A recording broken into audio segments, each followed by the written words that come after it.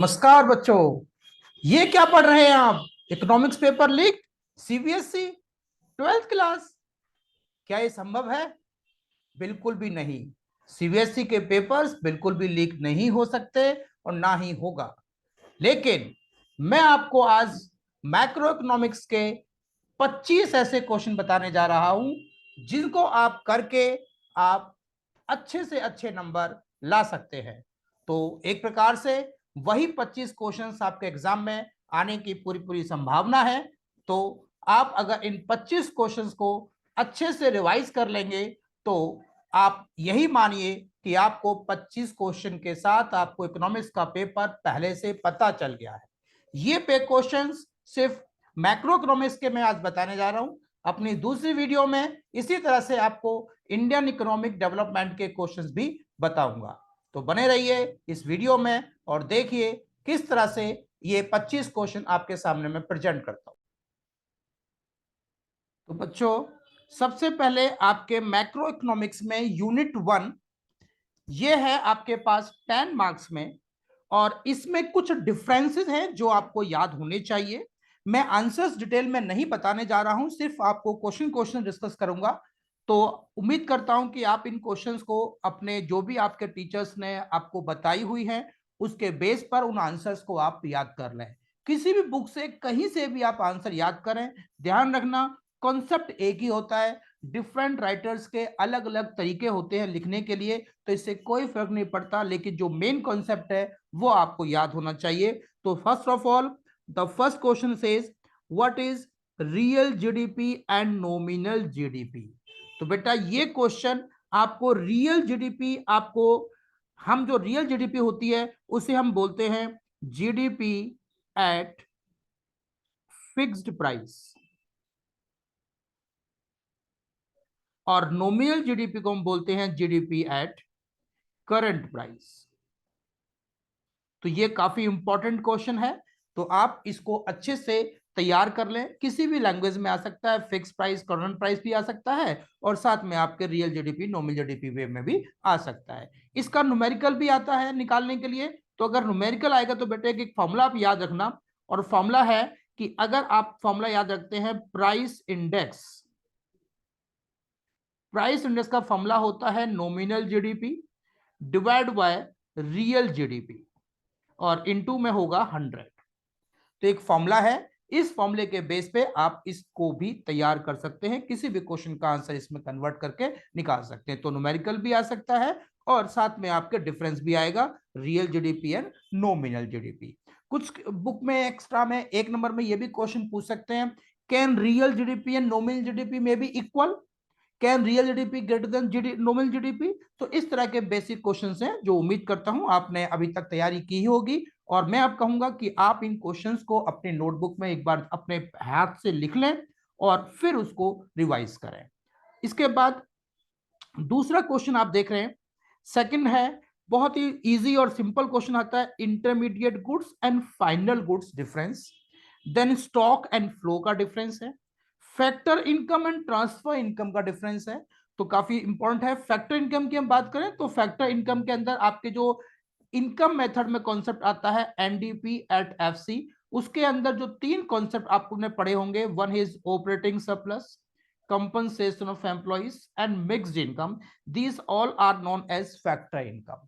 तो इसके बेस में डिफरेंस आप तैयार करना, और है injection and leakages of circular flow of income, circular flow of income. तो इसमें इंजेक्शन और लीकेजेस की टर्म्स कौन कौन सी होती हैं तो वो आपको याद होनी। जैसे इंजेक्शन की हम बात करें तो इंजेक्शन होता है आपके पास गवर्नमेंट स्पेंडिंग से इंजेक्शन होगा, एक्सपोर्ट से इंजेक्शन होगा, कंजम्पशन से। तो इस तरह से आप इसको तैयार कर लेना, काफी इंपॉर्टेंट डिफरेंसेस हैं। इसके बाद हमारे पास है सेकंड क्वेश्चन जो इस चैप्टर का याद हर बच्चे को याद होना ही चाहिए, वो है आपके पास एनएफआईए के कंपोनेंट्स। जनरली बच्चों को ये देखा गया है कि एनएफआईए के कंपोनेंट्स में बच्चा क्या लिख देता है, फीफा माइनस फीटा। बेटे ये कंपोनेंट्स नहीं है, ये तो इसको मेजर करने का तरीका होता है। आपको चाहिए इसके कंपोनेंट्स तैयार करना। तो कंपोनेंट्स के लिए आपका पहला कंपोनेंट्स होता है नेट ऑपरेटिंग सरप्लस, दूसरा होता है आपके पास नेट रिटेन्ड अर्निंग, और अगला है आपके पास नेट कंपनसेशन ऑफ एम्प्लॉइज। तो ये इनकम होती है, the income which we earn from rest of the world and the income which we paid to rest of the world. उनका डिफरेंसेस, ये तीन कंपोनेंट्स होते हैं। तो इसको आप बेटे अच्छे से तैयार कर लेना। अगर आप अभी तक ये कंपोनेंट्स याद नहीं किए हैं तो मेक श्योर कि आप इन कंपोनेंट्स को याद करें। डोमेस्टिक फैक्टर इनकम, तो फिर से वही आ गया। डोमेस्टिक फैक्टर इनकम के हमारे पास तीन कंपोनेंट्स होते हैं, operating surplus, compensation of employees and mixed income. Then gross capital formation, ये आपने यूज किया होगा एक्सपेंडिचर मेथड में। तो उसमें कौन कौन से दो पार्ट्स होते हैं, तो एक पार्ट होता है gross domestic fixed capital formation और दूसरा पार्ट होता है चेंज इन स्टॉक। ये इसके दो कंपोनेंट्स होते हैं, तो ये आपने याद होने चाहिए। तो कंपोनेंट्स में जनरली बच्चे डेफिनेशन लिख देते हैं, तो डेफिनेशन नहीं चाहिए, फॉर्मूला नहीं चाहिए, हमको एग्जैक्ट कंपोनेंट्स की डिमांड होती है, तो आप उसको तैयार करेंगे। इसके बाद नेक्स्ट क्वेश्चन है इसी चैप्टर से, डबल काउंटिंग। बहुत ही सिंपल क्वेश्चन है, what is double counting and explain any two methods. So when any of the item is being added more than once in estimation of the national income is called double counting. और इसके बचने के दो कौन कौन से methods होते हैं, तो बेटे आपने इसकी स्टडी की होगी। एक होता है हमारे पास कंसेप्ट जो है कि हम ओनली फाइनल आउटपुट की वैल्यू को लेंगे, फाइनल आउटपुट की वैल्यू को ही हम ऐड करना है नेशनल इनकम के अंदर। और दूसरा होता है कि हमें वैल्यू आईसी को माइनस करना है, जो इंटरमीडिएट कंजम्पशन है उसको हम माइनस करके हर स्टेज पे वैल्यू एडिट निकालेंगे ईच स्टेज पर। तो ये दो बचने के तरीके हैं, इसको आप तैयार कर लेना अगर आपने अभी तक तैयार नहीं किया है। मैं फिर से कहूंगा, जो भी आपके इस समय आप डिफरेंट टाइप के नोट्स से रेकमेंड ना करें, इसीलिए मैं आंसर्स नहीं दिखा रहा हूं कि आपने कोई और आंसर याद कर रखा है और मैं आपको आंसर बता दूं तो बच्चा कंफ्यूज हो जाता है। तो मैं नहीं चाहता कि एग्जाम के दौरान आपको कंफ्यूज किया जाए। तो जो भी आपने आंसर याद किया है, मेरा मकसद है सिर्फ आपको इंपॉर्टेंट क्वेश्चंस के लिस्ट तैयार करना, बताना कि ये क्वेश्चन आप तैयार कर लीजिएगा और आपके इंपॉर्टेंट क्वेश्चंस की लिस्ट हो सकती है जो कि पेपर में आ सकते हैं। देन क्वेश्चन है आपके पास, GDP as the limitations of welfare. ये बहुत ही इंपॉर्टेंट क्वेश्चन है। तो ऐसी काफी चीजें होती हैं जिससे आपका जीडीपी इंक्रीज होता है लेकिन वेलफेयर नहीं होता, कुछ चीजों से वेलफेयर इंक्रीज होता है लेकिन जीडीपी इंक्रीज नहीं होती। तो वो आपको इसमें तैयार करना पड़ेगा, जिसमें आपके पास मेन पॉइंट है एक एक्सटर्नलिटीज वाला। तो एक्सटर्नलिटीज जो है आपके पास, एक्सटर्नलिटीज इसको तैयार कर लेना है। दो तरह की होती है, पॉजिटिव होती है और एक नेगेटिव होती है, काफी इंपॉर्टेंट कॉन्सेप्ट है इसके लिए। तो ये था आपके पास चैप्टर नंबर 1 इंडियन इकोनॉमी का, सॉरी मैक्रो इकोनॉमिक्स का। एक और भी है, अब आपने बताया आपके सिलेबस में तो सिर्फ तीन ही मेथड्स बचे हैं, value added method, income method and expenditure method. तो यहां आपको हमने इनकम मेथड और एक्सपेंडिचर मेथड से कैसे उसकी प्रिकॉशंस है और क्या क्या स्टेप्स हैं मेजरमेंट निकालने के, तो अगर आपको इसका प्रैक्टिकल आता है तो कोई प्रॉब्लम आपको नहीं आने वाली इसकी थ्योरी को लिखने में। देन मनी एंड बैंकिंग की हम बात करें तो मनी एंड बैंकिंग के अंदर फर्स्ट क्वेश्चन है आपके पास barter system and its drawback. तो काफी इंपॉर्टेंट और जनरल क्वेश्चन है कि बार्टर सिस्टम क्या होता है। तो exchange for goods for good और exchange for commodity for commodity, commodity for commodity is known as barter system. इसके अपने ड्रॉबैक्स थे, इसीलिए मनी का ओरिजिनेट हुआ था, तो वो आप अपनी बुक से तैयार कर लीजिएगा। Then money has overcome the problem of barter system. तो जो भी हमारे बार्टर सिस्टम के प्रॉब्लम्स थे, मनी ने उनको कैसे सॉर्ट आउट किया है, तो इसमें विद एग्जांपल आपको इसको प्रूव करके दिखाना पड़ेगा।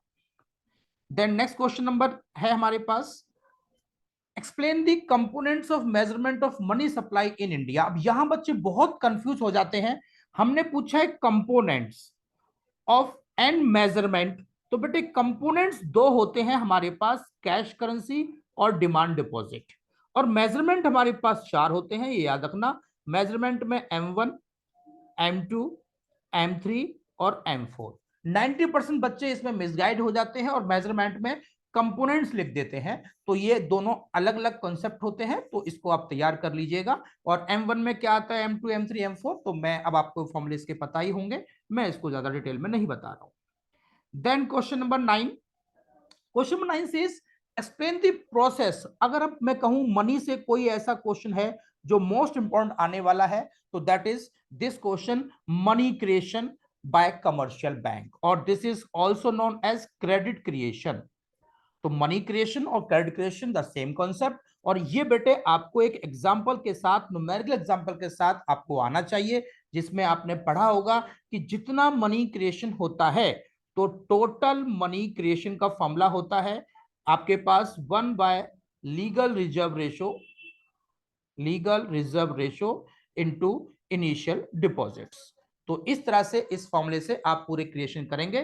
काफी इंपॉर्टेंट क्वेश्चन है और मोस्ट इंपॉर्टेंट क्वेश्चन है आपका, तो टेबल के साथ आपको याद होना चाहिए। देन क्वेश्चन नंबर 10 एंड 11 एक साथ में लिखा है, फंक्शंस ऑफ सेंट्रल बैंक। बहुत इंपॉर्टेंट क्वेश्चन है। तो सेंट्रल बैंक कौन कौन से आपके काम करता है, तो सबको पता है, नोट इश्यू करता है, बैंकर्स बैंक है, गवर्नमेंट बैंक है, कस्टडी ऑफ फॉरेन रिजर्व करता है। इस तरह के फंक्शंस आपको डिटेल में पता होने चाहिए। फिर है आपके पास different instruments used by RBI to control credit creation. तो क्रेडिट क्रिएशन कंट्रोल करने के दो आपको तरीके थे, क्वांटिटेटिव एंड क्वालिटेटिव। क्वांटिटेटिव बेटे आपने प्रैक्टिस कर रखी होगी, bank rate, repo rate, reverse repo rate, open market operation, cash reserve ratio and statutory liquidity ratio. इन दोनों का सम लीगल रिजर्व रेशो होता है। और क्वालिटेटिव में आपने पढ़ा होगा margin requirement, credit, rationing of credit, moral suasion and direct action. ये हैं आपके पास पॉइंट्स। तो इसकी डिटेल आपने अच्छे से तैयारी कर ही रखी होगी और बहुत इंपॉर्टेंट पॉइंट है, जिसमें आप अगर कुछ करें ना करें, मैं तो एक एडवाइस करूंगा कि क्वांटिटेटिव के चारों पॉइंट आप अच्छे से जरूर कर लेना, बहुत इंपॉर्टेंट कॉन्सेप्ट है। देन क्वेश्चन 11, क्वेश्चन 11 है components of aggregate demand and aggregate supply. तो बेटे एग्रीगेट डिमांड के कंपोनेंट्स में आपने 4 कंपोनेंट याद रखने हैं जो आपको बताए गए हैं। वैसे केंज के अकॉर्डिंग 2 हैं, कंजम्पशन प्लस इन्वेस्टमेंट, लेकिन आपको 4 तैयार करने हैं, जिसमें आपके पास पूरे फॉर्म के अंदर है C plus I plus G plus NE, net export. ये मेन 4 कंपोनेंट होते हैं और एग्रीगेट सप्लाई के होते हैं कंजम्पशन प्लस सेविंग। तो इसको आप तैयार कर लीजिएगा कंपोनेंट्स टेबल डायग्राम के साथ। देन क्वेश्चन नंबर 13 है आपके पास एपीसी एमपीसी। तो प्रोपेंसिटी कंज्यूम क्या है और एपीसी का फॉर्मूला आपको पता होगा CY, एमपीसी का फॉर्मूला है डेल्टा CY डेल्टा Y। इसी तरह से इन्वेस्टमेंट मल्टीप्लायर, ये तो मोस्ट इंपॉर्टेंट क्वेश्चन है इस चैप्टर का, और how it is related with MPC and MPS. तो बेटा इन्वेस्टमेंट मल्टीप्लायर को हम के से डिनोट करते हैं, फॉर्मूला बताया गया था delta Y divide by delta I, और फॉर्मूला है 1/1 माइनस एमपीसी, और फॉर्मूला है 1/MPS। तो बेटे इसको भी एक टेबल के साथ प्रूव करना आपको आना चाहिए कि कैसे मनी मल्टीप्लायर इकोनॉमी के अंदर होता है, investment multiplier. Then question number next में 14 और 15 क्वेश्चन है, process, working process of investment multiplier कैसे काम करेगा, एक इमेजिनरी शेड्यूल से आपको प्रूव करना है। और डिफरेंस है डेफिशिएंट डिमांड और एक्सेस डिमांड। तो बेटे मैंने कई बार देखा हुआ है बच्चा डेफिसिट डिमांड में क्या लिख देगा, when AD is less than AS is non deficient demand. तो बेटे डेफिनेशन अभी ये आपकी इनकम्प्लीट है, ये वर्ड जरूर लिखें, for full employment equilibrium level. अगर आपने ये वर्ड नहीं लिखा, केवल इतना लिख दिया, तो आपकी डेफिनेशन गलत हो जाती है। तो इसलिए ये वर्ड जरूर होना चाहिए, for full employment equilibrium level if AD is less than AS is called deficient demand and vice versa in case of excess demand. तो टेबल और डायग्राम के साथ ये आंसर आपने इसको तैयार करना है। देन आपके पास नेक्स्ट क्वेश्चन है deflationary gap and inflationary gap. तो मैंने एक साथ दोनों को बताया, एक में मॉनेटरी मेजर्स लिख दिया है, एक में फिस्कल मेजर्स। तो डिफ्लेशनरी गैप डेफिसिट डिमांड के केस में राइज होता है एंड इन्फ्लेशनरी गैप आपका एक्सेस डिमांड के केस में राइज होगा। फिर इसको कैसे कंट्रोल करते हैं, तो मॉनेटरी मेजर्स में आपने पढ़ा है कि बैंक रेट है, बैंक रेट को डिक्रीज कर दिए। ओपन मार्केट ऑपरेशन में आरबीआई क्या करेगा, सिक्योरिटीज को वो बाय कर लेगा और पैसा उनको दे देगा। तो सिक्योरिटीज, ओपन मार्केट ऑपरेशन में सिक्योरिटीज को बाय किया जाएगा। कैश रिजर्व रेशो को डिक्रीज करेंगे, एसएलआर को डिक्रीज करेंगे। ये है मॉनेटरी मेजर्स। इसी तरह से फिस्कल मेजर्स में इन्फ्लेशन मेजर है, तो गवर्नमेंट क्या करती है, टैक्सेस को राइज कर देगी, अपना एक्सपेंडिचर्स को कम कर देगी। इस तरह के पॉइंट्स है। मैं तो आपको रिकमेंड करूंगा कि आप इसको रिवाइज बेटे आज कर लें, ये जरूर कर लेना इन क्वेश्चंस के लिए। Then question number 17 says government budget and its objective. तो बेटे ये ऑब्जेक्टिव्स बहुत आजकल एग्जाम में आ रहे हैं, और ऑब्जेक्टिव्स डायरेक्ट नहीं पूछता, हम एक ऑब्जेक्टिव देंगे आपको, उसको एक्सप्लेन करना होगा। तो मैं कहूंगा कि आप हर ऑब्जेक्टिव, जो कि आपके इसमें 4 ऑब्जेक्टिव हैं, हर ऑब्जेक्टिव पर कम से कम आपको 40 वर्ड्स लिखने आने चाहिए, और उसमें आप कोई ना कोई एग्जाम्पल जरूर तैयार करें कि ऑब्जेक्टिव, जैसे सपोज करें आपके पास ऑब्जेक्टिव है redistribution of income and wealth. तो रिडिस्ट्रीब्यूशन ऑफ इनकम वेल्थ कैसे होता है, ग्रोथ कैसे होगा, और कंट्रोल कैसे होगा, इन्फ्लेशन कैसे कंट्रोल होगा, ये जितने भी हैं पॉइंट एग्जाम्पल के साथ आप इसको तैयार करें। काफी इंपॉर्टेंट चैप्टर है बजट का ये क्वेश्चन। नेक्स्ट, ये डिफरेंसेस इस चैप्टर से आते हैं। Revenue receipt, capital receipt, revenue expenditure, capital expenditure. तो एक डिफरेंसेस इन दोनों में आपके सेट में जरूर आएगा। डायरेक्ट टैक्स, इनडायरेक्ट टैक्स किसी सेट में आएगा, प्रोग्रेसिव और रिग्रेसिव टैक्सेस। तो अगर अभी तक आपने इनको एग्जाम्पल के साथ तैयार नहीं किया है, तो मेरी एडवाइस है बेटे, तो आप इनको एग्जाम्पल के साथ जरूर तैयार करें। और ध्यान रखना, डिफरेंसेस के अंदर बिना एग्जाम्पल के अगर आप डिफरेंस लिखेंगे तो you are going to lose your 1 mark. तो एग्जाम्पल से ही इसके अंदर एक्चुअल मीनिंग निकलेगा। तो बेटे एग्जाम्पल आप जरूर लिखें, तैयार कर लो। 4 पॉइंट तो तैयार करने बेटे आराम से कर सकते हैं आप लोग। और इसके बाद अगर आपको इन क्वेश्चंस को डिटेल में देखना है, तो हमारे और वीडियोस इनसे रिलेटेड आपके यूट्यूब चैनल पे पड़े हैं, आप उन वीडियोस को एक बार देख के इनको डिटेल में आप पढ़ सकते हैं। देन रिवेन्यू डेफिसिट क्या होता है, तो रिवेन्यू डेफिसिट का फॉर्मूला होगा revenue expenditure minus revenue receipt. अब इसकी इंप्लीकेशंस क्या होती है, तो बेटे इंप्लीकेशंस आप हमारे वीडियो पर जाके देख सकते हैं डिटेल में। फिलहाल मेरा काम है आपको एक लिस्ट तैयार करना, 20 मिनट के अंदर, 15 मिनट के अंदर सारे क्वेश्चंस की लिस्ट तैयार दूं। तो 19 क्वेश्चन तक हम पहुंच चुके हैं। अगला क्वेश्चन देखिएगा, 20 है फिस्कल डेफिसिट। तो फिस्कल डेफिसिट का फॉर्मूला होता है आपके पास total expenditure minus revenue receipt minus capital receipt net of borrowing. ये बहुत ही इंपॉर्टेंट फॉर्मूला है। साथ में हमारा ये याद रखना है कि fiscal deficit is always be equal to borrowing. तो बोरोइंग के हमेशा इक्वल होता है आपका फिस्कल डेफिसिट। इसकी इंप्लीकेशंस तो क्या प्रॉब्लम है, मेन इंप्लीकेशंस होती है कि आपकी जो ग्रोथ है वो हैम्पर हो जाती है, मीन्स आपकी ग्रोथ रुकना शुरू हो जाती है अगर ये डिस्कस ज्यादा हो जाएगा, और आप एक प्रकार से हमारी इकोनॉमी डेब्ट ट्रैप में फंस जाती है। डेब्ट ट्रैप के अंदर इकोनॉमी फंस जाएगी और अच्छा इकोनॉमी के लिए नहीं माना जा सकता है। देन है foreign exchange rate. So foreign exchange rate, the rate at which currency of one country is being exchanged with the currency of other country. For example, right now we can say, suppose $1 price in terms of Indian rupees is 80 rupees. So this is just an example.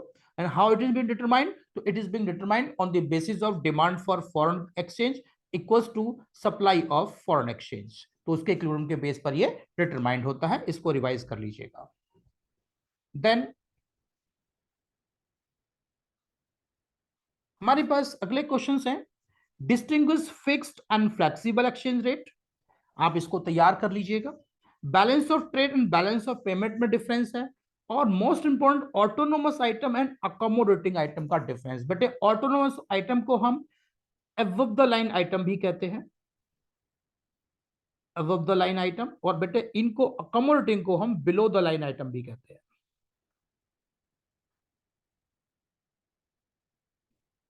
ये काफी important question है।